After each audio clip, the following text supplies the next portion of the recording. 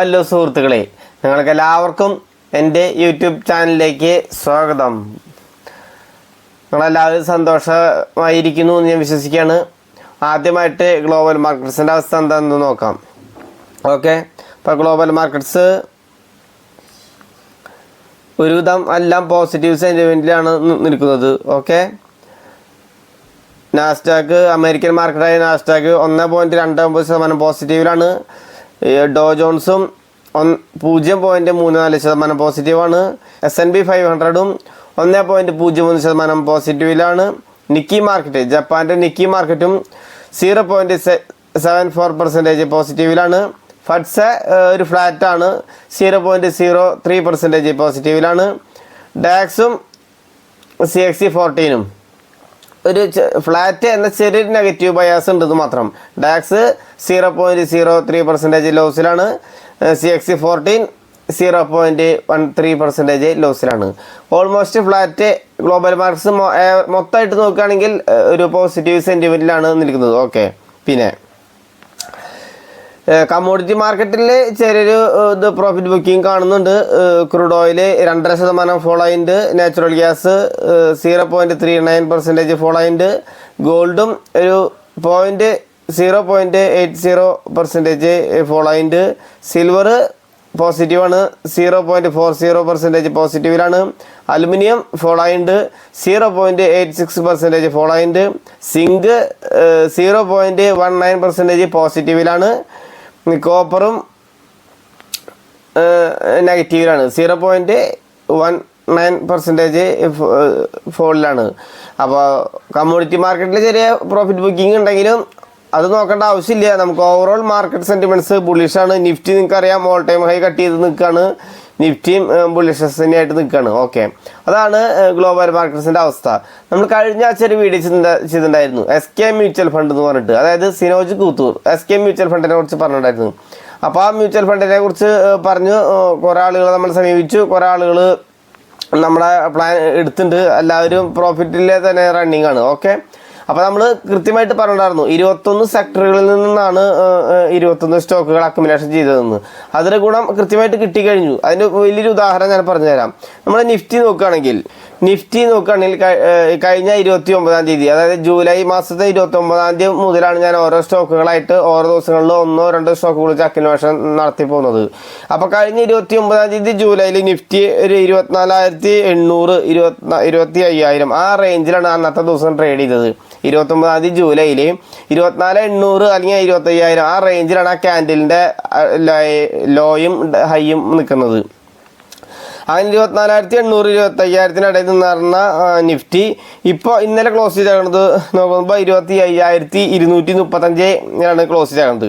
അതായത് ഒരു 335 പോയിന്റ് പ്ലസിലാണ്. കഴിഞ്ഞ 29-ാം തീയതി ജൂലൈയിൽ നോക്കുമ്പോൾ ഈ മാസം ആഗസ്റ്റ് 30-ാം തീയതി ആകുമ്പോഴേക്കും ഒരു 1.3% നിഫ്റ്റി മുകളിലേക്ക് കയറിപ്പോയത്. ഒരു മാസം കൊണ്ട് നിഫ്റ്റി ബീസ് വാങ്ങിക്കാൻ നിങ്ങൾക്ക് റിട്ടേൺ കിട്ടുന്നത് 1.3% മാത്രമാണ്.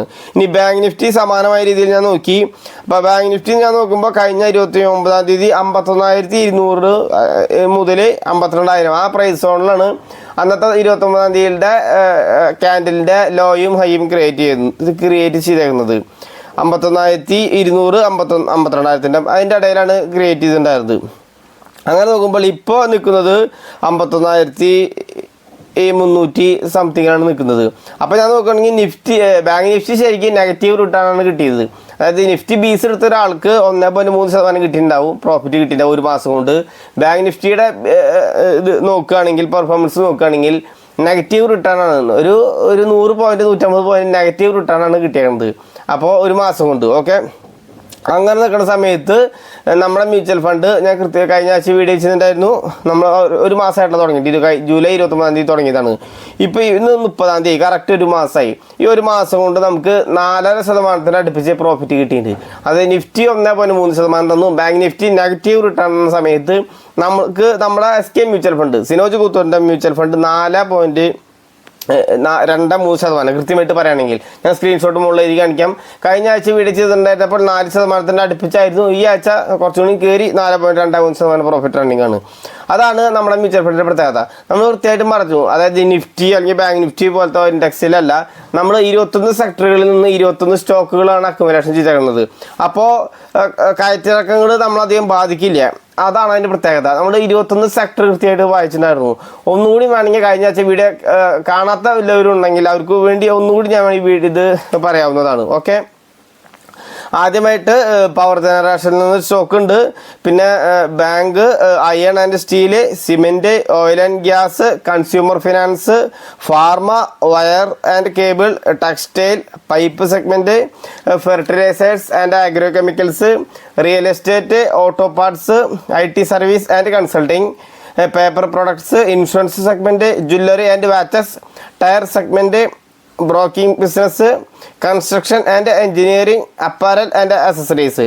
ഇങ്ങനെ 21 സെക്ടറുകളിൽ നിന്നാണ് നമ്മൾ മ്യൂച്വൽ ഫണ്ടിലേക്ക് വേണ്ടിയിട്ട് സ്റ്റോക്കുകൾ അക്യുമുലേഷൻ ചെയ്തത്. അതിൻ്റെ പ്രത്യേകത, ഒന്നോ സെക്ടർ എന്തെങ്കിലും ഒരു തട്ടുകേട് എന്തെങ്കിലും ബാഡ് ന്യൂസ് വന്നിരുന്നാൽ പോലും ബാക്കി 19 കമ്പനി സെക്ടറുകൾ കയറി പോലും. അപ്പോൾ ഓവറോൾ നമുക്ക് പ്രോഫിറ്റിലായിരിക്കും നമ്മുടെ പോർട്ട്ഫോളിയോ റൺ ചെയ്യുക. നമുക്ക് എപ്പോൾ വേണമെങ്കിൽ അത് അക്സെപ്റ്റ് ചെയ്ത് മാറാം, ആരോട് ചോദിക്കേണ്ട ആവശ്യമില്ല. ആ സമയത്ത് ഓവറോൾ പ്രോഫിറ്റ് നമുക്ക് ഇറങ്ങി പോരാവുന്നതാണ്. അതാണ് അതിൻ്റെ പ്രത്യേകത. അങ്ങനെയാണ് 21 മാണിക്യം പോലത്തെ ഞാൻ കഴിഞ്ഞ ആഴ്ച പറഞ്ഞിട്ടായിരുന്നു സ്റ്റോക്കുകൾ പിക്ക് ചെയ്തിട്ടുണ്ടായിരുന്നത്. ഓക്കെ, അപ്പോൾ അതാണ്. ചില ആളുകൾ പറയുന്നുണ്ട് എനിക്ക് ബിലോ 300 സ്റ്റോക്ക് മാത്രം 14 സ്റ്റോക്ക് ഉണ്ട്, ആ സ്റ്റോക്ക് മാത്രം മതിയെന്ന്. അങ്ങനെ എടുത്തുള്ള ആളുകൾക്ക് ഈ ഞാൻ പറഞ്ഞു 7000 വരെ അടുത്ത് നല്ല 21 സ്റ്റോക്ക് അക്യുമുലേഷൻ ചെയ്യുമ്പോൾ വേണ്ടി വരും. പക്ഷെ അങ്ങനെ 14 സ്റ്റോക്കുകളുണ്ട് ബിലോ 300. ആ സ്റ്റോക്കുകൾ വാങ്ങിക്കുകയാണെങ്കിൽ അത്ര പൈസ എന്തായാലും വേണ്ടി വരില്ല. അപ്പോൾ താല്പര്യമുള്ളവർക്ക് അങ്ങനെ വാങ്ങിക്കാവുന്നതാണ്. താല്പര്യമുള്ളവർക്ക് ഡിസ്ക്രിപ്ഷനിൽ ഫോൺ നമ്പർ കൊടുത്തിട്ടുണ്ട്, അതിൽ വാട്സപ്പിൽ ബന്ധപ്പെടാവുന്നതാണ്. ഓക്കെ, അപ്പോൾ പറഞ്ഞു വന്നത് നിഫ്റ്റി ഒരു മാസം കൊണ്ട് 1.3% റിട്ടേണും ബാങ്ക് നിഫ്റ്റി നെഗറ്റീവ് റിട്ടേൺ നൽകിയ സമയത്ത് നമ്മുടെ mutual fund SK mutual fund 4.23% നമുക്ക് റിട്ടേൺ നൽകി. ഓക്കെ, അതിൽ തന്നെ ഒരു സ്റ്റോക്ക് ഒരൊറ്റ മാസം കൊണ്ട് 36% പ്രോഫിറ്റ് ഇപ്പോൾ റണ്ണിങ് ആണ്.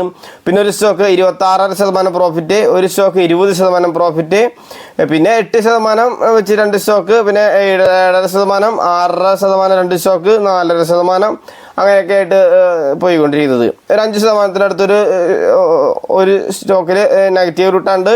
പിന്നെ പിന്നത്തെ നെഗറ്റീവ് റിട്ടേണിനൊക്കെ 1% താഴെ മാത്രമേ നെഗറ്റീവ് റിട്ടേൺ ഉള്ളൂ. അങ്ങനെ ഓവറോൾ നമ്മളിപ്പോൾ സ്റ്റോക്കുകളൊക്കെ കൺവേർഷൻ ചെയ്തിട്ടുണ്ടെങ്കിൽ 4.23% പ്രോഫിറ്റിൽ റണ്ണിങ് ആണ്. അപ്പോൾ എപ്പോഴും നിങ്ങളുടെ സ്റ്റോക്കുകൾ സ്വിംഗ് ട്രേഡ് പോലുള്ള സ്റ്റോക്കുകൾ വാങ്ങിച്ച് പോകുന്നതിൻ്റെ ഒപ്പം തന്നെ SIP പോലെ സിസ്റ്റമാറ്റിക് ഇൻവെസ്റ്റിംഗ് പ്ലാൻ പോലെ നമ്മുടെ സ്റ്റോക്കുകൾ വാങ്ങിക്കുകയാണെങ്കിൽ ഇപ്പോൾ നിഫ്റ്റി ഇപ്പോൾ 25,000 നിൽക്കുന്നത്, ഒരു പക്ഷേ നിഫ്റ്റി ഒരു വർഷം കൊണ്ട് 30,000 എത്തുകയാണെങ്കിൽ അത്ര ശതമാനം കയറും. അപ്പോൾ നമ്മുടെ സ്റ്റോക്കുകൾ അങ്ങനെയല്ല. നിഫ്റ്റി ഇപ്പം അതാ പറഞ്ഞു 1.3% കയറി. ഇപ്പോൾ നമ്മുടെ മ്യൂച്വൽ ഫണ്ട് 4.23% കയറി. അതായത് 4 മടങ്ങാണ് നമ്മുടെ സ്റ്റോക്കുകൾ കയറി പോകുന്നത്. അപ്പോൾ നിഫ്റ്റി അതേപോലെ 25,000 നിന്ന് 30,000 എത്തുമ്പോൾ നമ്മുടെ സ്റ്റോക്കുകളുടെ റിട്ടേൺ വളരെ ഭീകരമായിരിക്കും. ഞാൻ കഴിഞ്ഞ വീഡിയോയിൽ കൃത്യമായിട്ട് പറഞ്ഞിട്ടുണ്ടായിരുന്നു, നമ്മൾ 2 മ്യൂച്വൽ ഫണ്ട് നമ്മൾ ഹോൾഡ് ചെയ്തിട്ടുണ്ടെന്ന് കൃത്യമായിട്ട് പറഞ്ഞിട്ടുണ്ടായിരുന്നു. അതിൽ സീറോദയിൽ 2 വർഷമായിട്ട് നമുക്ക് റിട്ടേൺ കിട്ടിയത് 35% റിട്ടേണാണ് കിട്ടിയെന്ന് പറഞ്ഞിട്ടുണ്ടായിരുന്നു. അപ്സ്റ്റോക്സിൽ 2 മ്യൂച്വൽ ഫണ്ട് ഹോൾഡ് ചെയ്യുന്നുണ്ട്, അത് 2.5 വർഷം കൊണ്ട് 51% റിട്ടേൺ കിട്ടിയെന്ന് പറഞ്ഞിട്ടുണ്ടായിരുന്നു. അപ്പോൾ അങ്ങനെ നടക്കുന്ന സമയത്ത് നമ്മളതിനെ മറികടക്കാവുന്ന രീതിയിൽ ഒരു വർഷം കൊണ്ട് തന്നെ ഒരു 40 മുതൽ 50% റിട്ടേൺ പ്രതീക്ഷിക്കുന്നത്. അതായത് അപ്സ്റ്റോക്സിൽ 2.5 വർഷം കൊണ്ട് 51% കിട്ടിയ റിട്ടേൺ നമ്മൾ ഒരു വർഷം കൊണ്ട് തന്നെ അച്ചീവ് ചെയ്യാനാണ് ഉദ്ദേശിക്കുന്നത്. നമ്മൾ 5 വർഷത്തേക്ക് 300% മുകളിലും 5 വർഷത്തിന് മുകളിൽ ഹോൾഡ് ചെയ്യുന്ന ആളുകൾക്ക് 500% റിട്ടേണാണ് നമ്മൾ എക്സ്പെക്ട് ചെയ്യുന്നത്. ഓക്കെ, അപ്പോൾ താല്പര്യമുള്ളവർക്ക് ഡിസ്ക്രിപ്ഷനിൽ നമ്പറുമായിട്ട് ബന്ധപ്പെടാവുന്നതാണ്. അപ്പോൾ പിന്നെ ഒരു ഡിസ്ക്ലൈമറായിട്ട് പറയാനുള്ളത്, ഞാനൊരു സെബി രജിസ്റ്റേർഡ് അനലിസ്റ്റ് അല്ല. അതിനാൽ ബൈ റെക്കമെൻഡേഷനും സെൽ റെക്കമെൻഡേഷനും സ്വീകരിക്കുമ്പോൾ നമ്മുടെ ഫിനാൻഷ്യൽ അഡ്വൈസറി കണ്ടതിന് ശേഷം മാത്രം തീരുമാനമെടുക്കണമെന്ന് വിനീതമായിട്ട് ഓർമ്മപ്പെടുത്താണ്. ഓക്കെ. അപ്പോൾ ഇത്ര നേരം വീഡിയോ കണ്ടുകൊണ്ടിരുന്ന നിങ്ങൾക്ക് എല്ലാവർക്കും നന്ദി. അവസാനം ഒരു സ്റ്റോക്ക് കൂടി പറയാനുണ്ട്. നിങ്ങൾക്ക് വാച്ച് ലിസ്റ്റ് നോക്കി വെക്കാം. UPL സ്റ്റോക്ക് വേണമെങ്കിൽ അടുത്ത ആഴ്ചയിലേക്ക് നോക്കി വെക്കാം. ഇപ്പോൾ കറണ്ട് ക്ലോസ് ചെയ്തത് 598 രൂപ 35 പൈസയിലാണ്. ഒരു 580 എത്തുകയാണെങ്കിൽ 580 കിട്ടുകയാണെങ്കിൽ ബെസ്റ്റ് ബൈ ആണ്. ബെസ്റ്റ് ബൈ എടുക്കാം. 635 ടാർഗറ്റ് വെക്കേണ്ടതാണ്. സ്റ്റോപ്പ് ലോസ് 550 മാത്രം വെച്ചാൽ മതി. അപ്പോൾ 580 കിട്ടുകയാണെങ്കിൽ ഒരു 30 പോയിന്റ് മാത്രം സ്റ്റോപ്പ് ലോസ് വെച്ചാൽ മതി. ടാർഗറ്റ് നമുക്കൊരു 55 പോയിന്റ് വെക്കാവുന്നതാണ്. ഓക്കെ, നിങ്ങൾ നോക്കി വെക്കുക, വാച്ച് ലിസ്റ്റ് നോക്കി വെച്ചോളൂ. അപ്പോൾ താല്പര്യമുള്ളവർക്ക് എല്ലാവർക്കും SK മ്യൂച്വൽ ഫണ്ടിലേക്ക് സ്വാഗതം. ഡിസ്ക്രിപ്ഷനിൽ നമ്പർ കൊടുത്തിട്ട് അതിൽ ബന്ധപ്പെടാവുന്നതാണ്. അപ്പോൾ ഇത്ര നേരം വീഡിയോ കണ്ടുകൊണ്ടിരുന്ന നിങ്ങൾക്ക് എല്ലാവർക്കും നന്ദി, നമസ്കാരം. Thank you bye all.